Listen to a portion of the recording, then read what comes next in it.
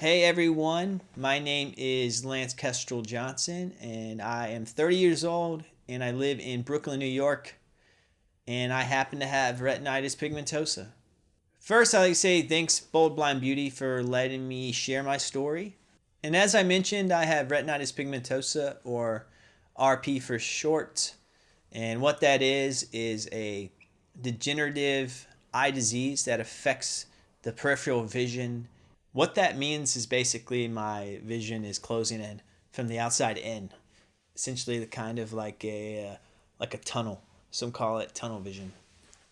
And another symptom is what people call night blindness. It's basically a fancy way of saying your eyes don't adjust to the dark. So at nighttime when you're laying in bed, most people can kind of see details in their room.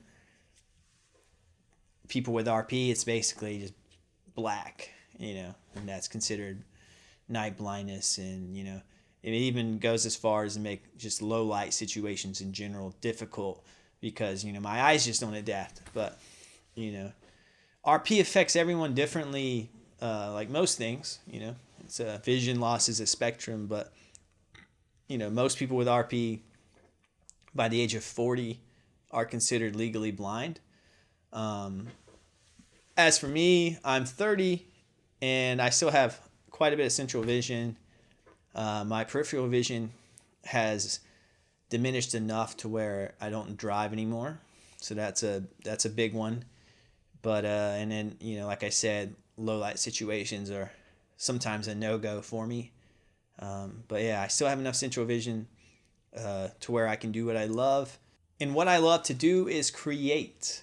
I am a podcaster and video editor here in Brooklyn, New York.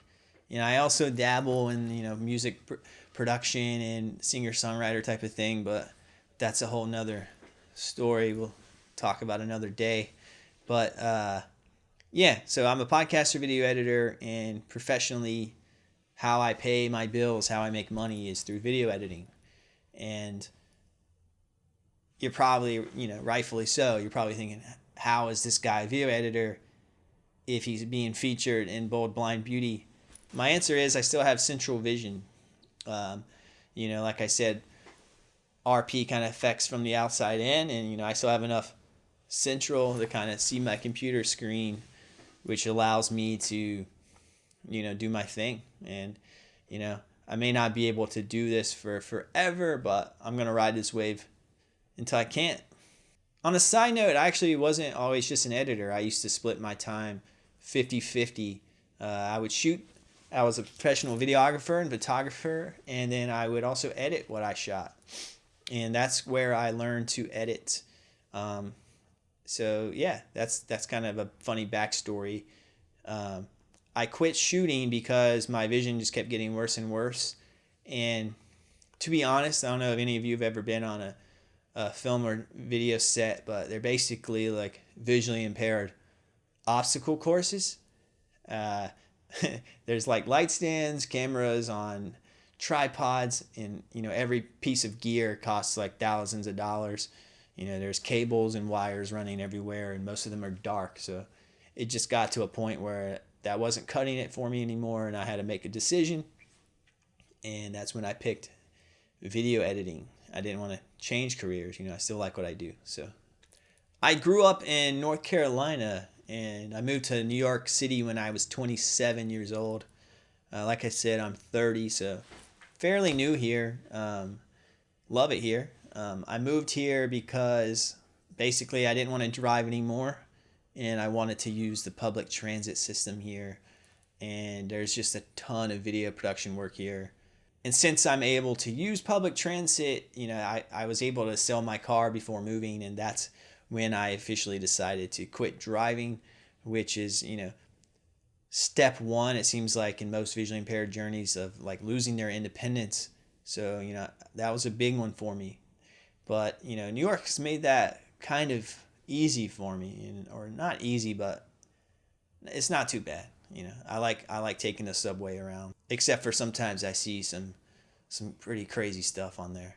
And growing up in North Carolina, I was able to basically see what was in store for me as someone who is visually impaired by watching my mom. You know, she was diagnosed in her 30s, and I was diagnosed when I was 12, and it wasn't because I was showing symptoms. It's basically because RP is genetically passed down, and there's a strong chance I would get it, and I did. And they found it because when I went to an optometrist when I was 12 years old, they were looking into my retina and kind of noticed, symptoms and signs of RP. And then I went to a specialist. They confirmed it, and the rest is history. But growing up, I was able to watch my mom, and what's interesting about that is she can still see. She still has some vision. She's legally blind now. But as a 12-year-old, I was like, well, my mom's not like really blind. She's not like actually blind. And I was just pretty naive, and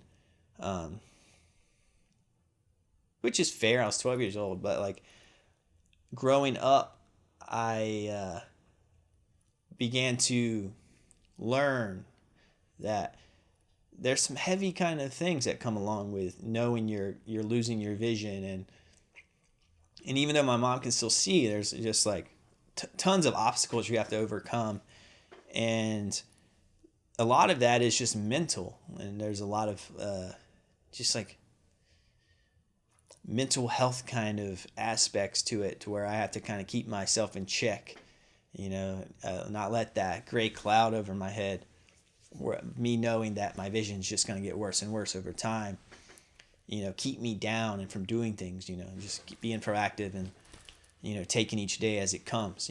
That was hard to do for a while, and I lived in denial for a long time. I didn't tell anyone that I had RP. I basically tried to hide it, and I was pretty good at hiding it, to be honest with you. And I was good until I couldn't anymore. But yeah, I never told my employers. I never told my friends even. Like I just kept it to myself, and only a few select people knew. And I just didn't want people to perceive me any differently, and I didn't want to be pitied, and I didn't want it to affect me financially. And I thought, like, if my employers knew, then since video production is such a visual heavy kind of field, I just didn't want them to think that I would be that my work would suffer or anything like that. So it was tricky. But going back a little bit, when I decided to move to New York, that was a big deal because I was working full time at the time, and I had to quit my job. And out of respect to my coworkers at the time, because I thought they were all crazy talented and super nice, I didn't want to just like make them think that I was just leaving. I wanted them to know I had a good reason. So that's the first time I was open about having RP, and that was huge. It took like a bunch of courage out of me, and it was very hard for me to do. And it's kind of silly looking back on it that it was hard for me to talk about, because now I talk about it all the time. But that was the first time I was open, and it kind of opened my eyes a bit to, no pun intended there, to see how refreshing it is to be open. And that kind of triggered me to start a podcast. And I've been running a podcast for about a year now. It's called the See Through Podcast, and it's a podcast that creates transparency on disabilities and the champions with them.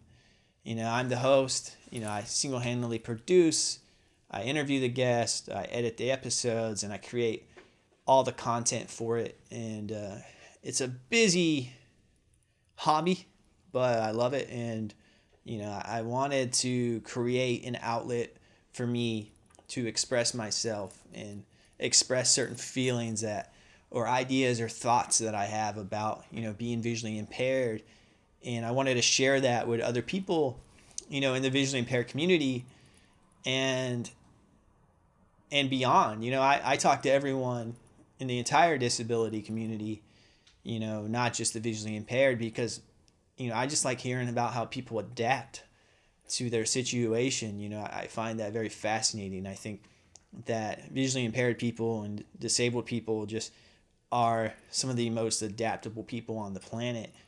And the conversations I'm having on my podcast have just blown me away and give me hope and a drive to, not slow down, keep living my life, and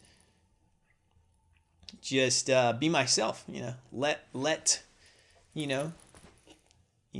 not retinitis pigmentosa. I'm Lance, and I just happen to have retinitis pigmentosa, and my life's gonna be just fine.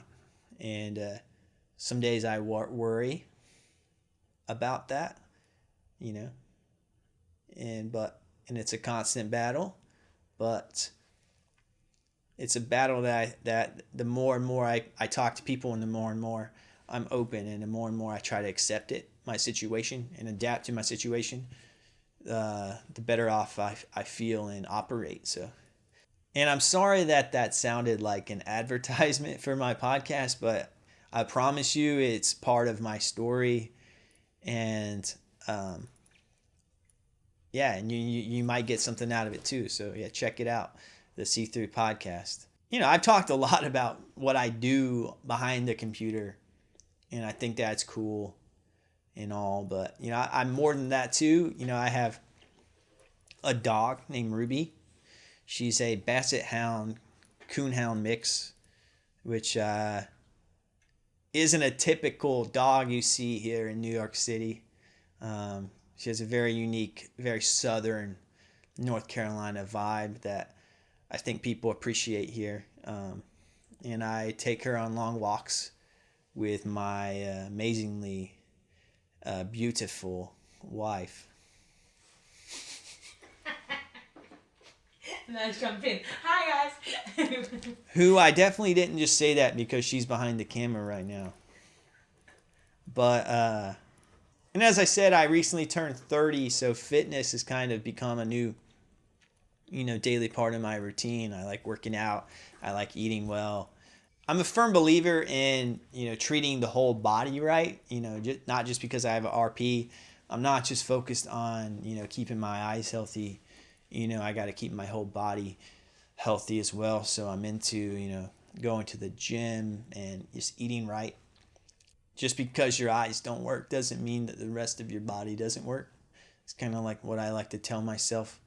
And I also recently joined a young professionals group of New York City for the Foundation Fighting Blindness, which I hope to get more involved in, once this pandemic's over. I'm pretty stoked on that. But yeah, I think that covers, most of, who I am and what I'm about at this day in time. I just want people to know that I still consider myself new to this whole community. And I still consider myself like a rookie, when it comes to the visually impaired community. And I'm looking to everyone out there to learn from and grow from and be inspired from. And I know I'm gonna have positive days, and I know I'm gonna have negative days. So, and while I'm working on like the mental health side of things in terms of just accepting, being visually impaired, I also want to say that my goal is to be as independent as possible. That's why I moved to New York. That's why I take public transit. I'm happily married now, but I don't want to depend on my wife for everything. And I recently bought my first white cane, and I plan to get some, O&M training set up here soon so I can begin that part of the journey. So I'm all ears for anyone who with any tips or anything like that. And I think I just want to say, like, thank you, Bold Blind Beauty, for letting me come on this and be on this blog and letting me share my story. I hope I covered everything. I'm good at editing video and I'm good at like shooting it, but maybe I'm not the best on camera talent. I'll let you guys be the judge of that.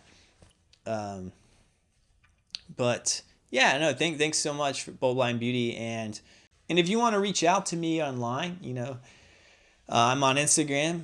My personal handle is at Lance Kestrel, LanceKestrel. And my Instagram account for the podcast is at SeeThroughPod, SeeThroughPod.